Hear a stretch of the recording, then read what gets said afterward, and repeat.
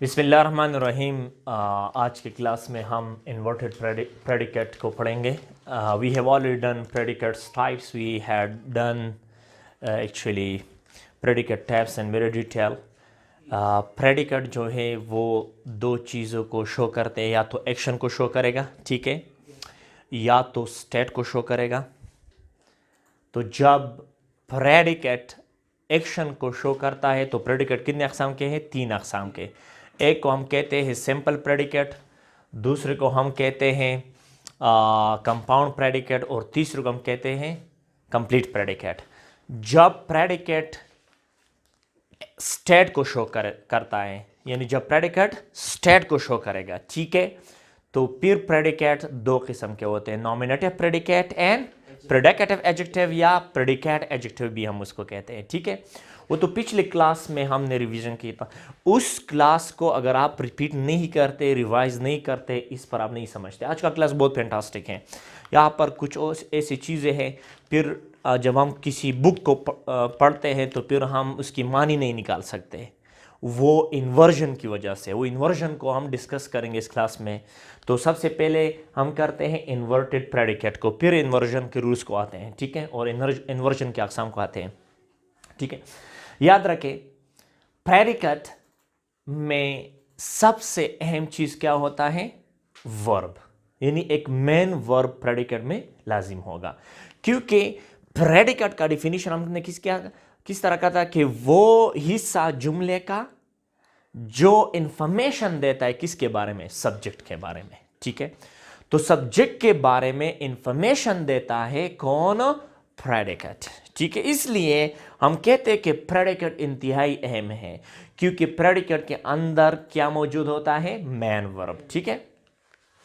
तो आज हम इस क्लास में करते हैं इन्वर्टेड प्रेडिकेट। प्रेडिकेट के टाइप्स हमने पिछले क्लासों में किए थे। इस क्लास में हम इन्वर्टेड प्रेडिकेट को डिस्कस करेंगे। इस तरह होता है कि प्रेडिकेट का जो नेचुरल ऑर्डर है सेंटेंस का, natural order of the sentence, यानी इंग्लिश में कॉमन ऑर्डर जो सेंटेंस का है, वो है सब्जेक्ट और प्रेडिकेट। यानी पहले नंबर पर क्या आएगा? सब्जेक्ट, बाद में फिर क्या आएगा? प्रेडिकेट आएगा। ये एक कॉमन ऑर्डर है, ये नेचुरल ऑर्डर है, ठीक है। For example, the dog ran after the cat, the dog ran after the cat. तो यहां पर जो सब्जेक्ट है वो क्या है? द डॉग, और जो प्रेडिकेट है वो है रैन आफ्टर द कैट, ये प्रेडिकेट है। तो इसका मतलब ये हो गया कि यहां पर जो सब्जेक्ट है, फिर इसके बाद क्या आ गया है? प्रेडिकेट आ गया है। लिहाजा ये एक नेचुरल ऑर्डर है किसका? सेंटेंस का, ठीक है। 2 English classes will be taken tomorrow. तो यहां पर 2 इंग्लिश क्लासेस, यहां पर 2 इंग्लिश क्लासेस क्या है? सब्जेक्ट है, ठीक है, और प्रेडिकेट क्या है? विल बी टेकन टुमारो, ये जो है प्रेडिकेट है, सही। इसी तरह दूसरे एग्जांपल को देख ले। Asim has design a banner for the party, Asim has design a banner for the party. तो यहां पर सब्जेक्ट क्या है? आसिम, ठीक है, और has design a banner for the party क्या है? ये एक प्रेडिकेट है। Has design a banner for the party. Are you getting it? तो ये सब जो है, अगर आप यहां पर देख ले, पहले सब्जेक्ट आया है, फिर प्रेडिकेट आया है, सब्जेक्ट पहले आया है, फिर प्रेडिकेट आया है, ठीक है, प्रेडिकेट आया है, और आखिर में देख ले, German was a great, Germany, if I say put it here, Germany was a great centre of publishing newspaper. एक वक्त ऐसा था कि जर्मनी सबसे अहम मरकज था किस चीज की? न्यूज़पेपर पब्लिशिंग, क्योंकि वहां पर वर्ल्ड वॉर 1 जो है और वर्ल्ड वॉर 2 जो है, दोनों का सेंटर जो है वो क्या था? वो जर्मनी था। जर्मनी से शुरू हो गए, इसलिए Germany was a great centre of publishing newspaper, ठीक है। सो तो यहां पर जो सब्जेक्ट है वो क्या है? जर्मनी, ठीक है, और जो प्रेडिकेट है वो है was a great centre of newspaper. ठीक है, तो यहां पर देख लें जो नेचुरल ऑर्डर है सब्जेक्ट और प्रेडिकेट का, यहां पर ये मेंटेन हो गया है। ठीक है, लेकिन इन्वर्टेड प्रेडिकेट में क्या होगा?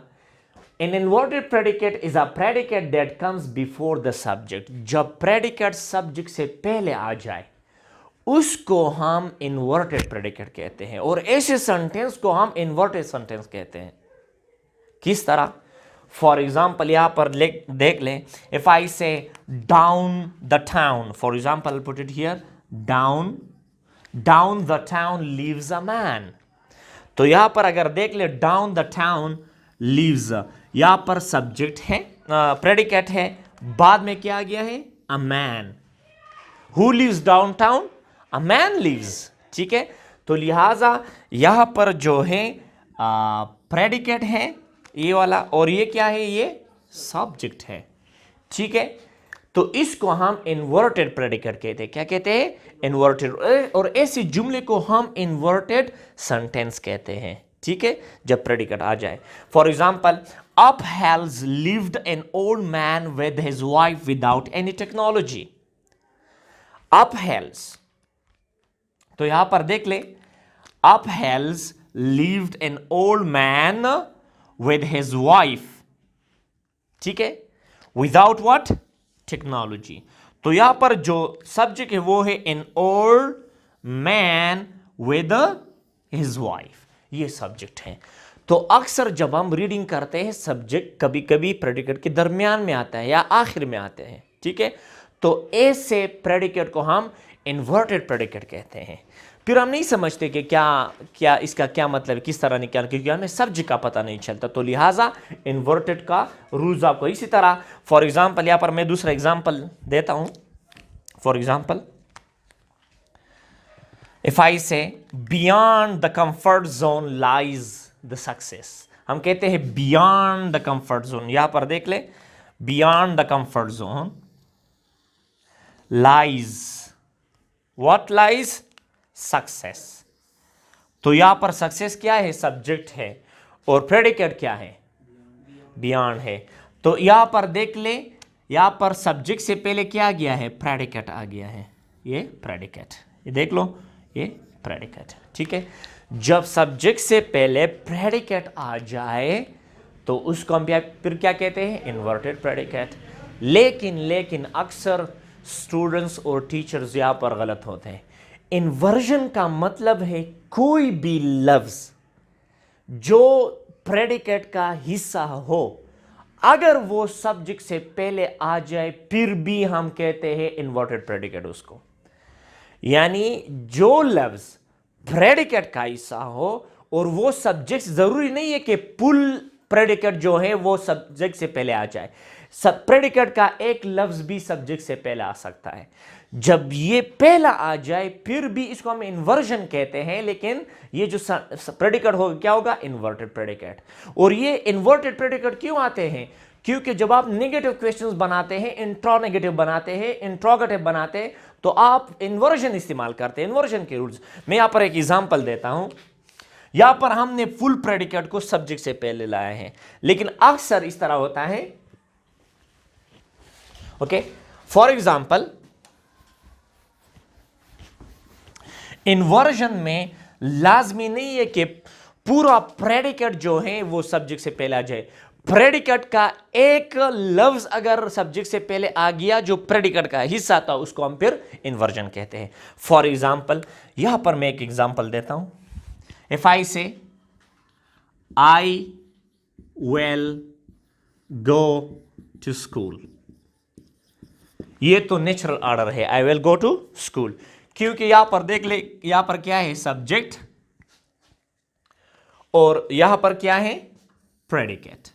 नेचुरल ऑर्डर है। लेकिन अगर इस तरह आ जाए कि ये जो प्रेडिकेट का वेल है, वेल प्रेडिकेट का जो वेल है, इसको मैं आगे लाता हूं, well I go to school. क्या मैं स्कूल जाऊंगा? Well I go to school. Well I go to school, क्या मैं स्कूल जाऊंगा? ठीक है, well I go to school, क्या मैं स्कूल जाऊंगा। तो यहां पर देख ले, इस अगर यहां पर जो सब्जेक्ट है वो क्या है, वो आई है। और मैंने कहा था कि इन्वर्जन का रूल्स ये है, अगर प्रेडिकेट का एक लफ्ज भी सब्जेक्ट से पहले आ जाए फिर भी हम उसको क्या कहते हैं, इन्वर्टेड प्रेडिकेट। तो यहां पर याद रखे, वेल जो है वो सब्जेक्ट का प्रेडिकेट का हिस्सा था, लिहाजा ये सब्जेक्ट से पहले आ गया है। इस प्रेडिकेट को हम क्या कहेंगे, इन्वर्टेड प्रेडिकेट, इन्वर्टेड प्रेडिकेट। ठीक है, इन्वर्टेड प्रेडिकेट। इसी तरह अगर मैं कहता हूं I always go to school, I always go to school, या इस तरह कहता हूं, for example let me have this one for you, she sometime goes to school, for example. यहां पर मैं क्या करता हूं, यहां पर देख ले सब्जेक्ट क्या है, शाबाश, सब्जेक्ट है शी, और sometime goes to school क्या है, प्रेडिकेट है, सही है, ये प्रेडिकेट है। तो अगर हम इस तरह लिख ले, sometimes she goes to school, ये इन्वर्टेड प्रेडिकेट है या नहीं है? क्योंकि यहां पर जो सम टाइम था ये प्रेडिकेट का हिस्सा था। ठीक है, तो अब ये सम टाइम सब्जेक्ट से पहले, ये सब्जेक्ट है ना, इससे पहले सम टाइम आ गया है, और ये नेचुरल ऑर्डर में क्या था, प्रेडिकेट का हिस्सा था। तो लिहाजा जो भी लफ्ज प्रेडिकेट का हिस्सा है, अगर वो सब्जेक्ट से पहले आ जाए तो उसको हम क्या कहते हैं, inverted predicate. Do you understand now? ठीक है, तो बहुत आसान है। नाउ लुक एट हियर, यहां पर एक कंफ्यूजन होती है, the dog ran after the cat. तो यहां पर अगर आप देख ले, डॉग जो है वो असल में प्योर सब्जेक्ट है, और इससे द जो है वो पहले आ गया है। द असल में प्रेडिकेट का हिस्सा नहीं है, बल्कि ये सब्जेक्ट का अपना मॉडिफायर है, जिसको हम एडजंक्ट्स कहते हैं। हमने पिछली क्लासों में सब्जेक्ट के जब हम टाइप्स कर रहे थे, वहां पर हमने पढ़ा था कि एक्स्ट्रा वर्ड्स अक्सर सब्जेक्ट के साथ आता है, जो सब्जेक्ट को एक्सप्लेन करता है, सब्जेक्ट के बारे में और मालूमात देते हैं, लिहाजा उसको हम क्या कहते हैं, मॉडिफायर्स या एडजंक्ट्स। ठीक है, सो डोंट कंफ्यूज योरसेल्फ, यानी वो लफ्ज जो प्रेडिकेट का हिस्सा हो, अगर वो आ जाए, खासकर हम जब निगेटिव और इंट्रोगेटिव बनाते हैं, सब्जेक्ट से पहले वो लफ्ज आते हैं जो प्रेडिकेट के हिस्से हैं। तो इसलिए मसलन अगर मैं कहता हूं I am going to school, हम कहते हैं am I going to school, तो यहां पर क्या है, ये एक इन्वर्टेड प्रेडिकेट। इसी तरह if I say I usually perform the prayer, या if I say Javad usually comes here, we say usually Javad comes here. तो जब मैंने यूजुअली को एडवर्ब ऑफ फ्रीक्वेंसी को जुमले के शुरू में लाया, तो ये एक इन्वर्टेड सेंटेंस, यानी इसमें जो प्रेडिकेट है वो कौन सा प्रेडिकेट है, इन्वर्टेड प्रेडिकेट। ठीक है, नाउ इसके बाद हम टाइप्स ऑफ इन्वर्जन करते हैं, will discuss types of inversion. Okay okay, अभी हम इस क्लास में इन्वर्जन के टाइप्स करेंगे। ठीक है, इन्वर्जन का क्या मतलब है, जब प्रेडिकेट या प्रेडिकेट का एक वर्ड या प्रेडिकेट का कुछ हिस्सा, चाहे वो ऑब्जेक्ट हो चाहे वो प्रीपोजिशनल फ्रेज हो, अगर वो सब्जेक्ट से पहले आ जाए उसको हम कहते हैं इन्वर्जन। और ज़्यादातर लिटरेचर की किताबों में, साइंटिफिक रिसर्चेस में इन्वर्जन इस्तेमाल होते हैं। ठीक है, तो types of inversion, the first one is called locative inversion. Locative का मतलब है लोकेशन, विच शोज लोकेशन। ऐसा इन्वर्जन जिसमें लोकेशन की बात हुई हो उसको हम क्या कहते हैं, लोकेटिव इन्वर्जन। मसलन यहां पर एक नेचुरल ऑर्डर मैंने दिया है और एक जो है इन्वर्जन इन्वर्टेड वाला है। ठीक है, Asim sat under the tree, तो यहां पर एक नेचुरल ऑर्डर है। ठीक है, और इसका लोकेटिव इन्वर्जन को देख ले, under the tree sat Asim. तो जब हम अट्रैक्शन पैदा करते हैं, लिटरेचर वाले जब जो राइटर्स है, जब वो अट्रैक्शन पैदा करते हैं कि क्या होने वाला है, क्या आने वाला है, तो इसलिए हम इन्वर्जन इस्तेमाल करते हैं. इफ आई से Asim slept under the tree, so under the tree slept Asim. ठीक है, ये इन्वर्जन है. कौन सा इन्वर्जन है? लोकेटिव इन्वर्जन, क्योंकि लोकेशन जब कोई मुकाम जाहिर हो जाए उसको हम कहते हैं लोकेटिव इन्वर्जन. ठीक है. दूसरा है डायरेक्टिव इन्वर्जन. डायरेक्टिव का मतलब कि कोई डायनामिक वर्ब आ जाए, यानी जब मोमेंट विच शोज मोमेंट, जब मोमेंट शो हो जाए, जब मोमेंट को जाहिर करे, हरकत को जाहिर करे. मसलन two students came into the room, ये एक नेचुरल ऑर्डर है. इसका इन्वर्जन क्या होगा? Into the room came two students. Into the room came two students. तो यहाँ पर जो डायरेक्टिव इन्वर्जन इसलिए हम इसको कहते हैं क्योंकि यहाँ पर मोमेंट जाहिर हो गया. क्विलिकेशन का मतलब नहीं, वहाँ पर मोमेंट का मसला है. ठीक है, कि यहाँ पर मोमेंट हुआ है. सही है. इसी तरह कैपुलर इन्वर्जन को देख ले. दूसरा मतलब है इफ आई से 3 children entered the class. 3 children entered the class. Yeah, 3 children came into the class. You can say into the class or into the class 3 children came. ठीक है. बाद में जब हम पैराग्राफ्स लिखते हैं परसिवेसिव डिस्क्रिप्टिव, फिर उसको इन्वर्जन्स के तरीके, इन्वर्जन किस तरह हम इन्वर्जन को क्लॉजेज में लाएंगे, फ्रेजेस में लाएंगे, क्या क्या आगे लाना चाहिए, वो बाद में करेंगे. ठीक है. तो यहाँ पर सिर्फ इन्वर्जन करते हैं. ठीक है. दूसरा है कॉपुलर इन्वर्जन. कॉपुलर इन्वर्जन का मतलब है स्कॉपुलर. ओके, कॉपुलर इन्वर्जन का क्या मतलब है? इसका मतलब है COPULLAR, कॉपुलर. कॉपुलर इन्वर्जन का मतलब जब कॉपुलर वर्ब यानी लिंकिंग वर्ब जिसको प्रेडिकेट नॉमिनेटिव आ जाए. हमने किया था प्रेडिकेट नाम अलग. फॉर एग्जांपल इफ आई से ही इज अ टीचर, तो ये एक प्रेडिकेट नॉमिनेटिव है. ठीक है.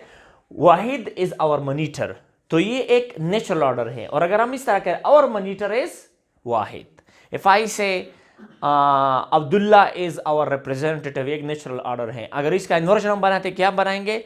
Our representative is Abdullah. ठीक है.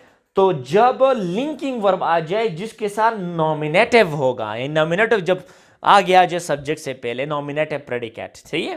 Predicative nominative. सही है. और नॉमिनेटिव प्रेडिकेट. सही है. जब ये आ जाए तो फिर उसको हम कहते हैं copular inversion. Example if I say Ghani is our language teacher, so इसका इन्वर्जन क्या बनाएंगे?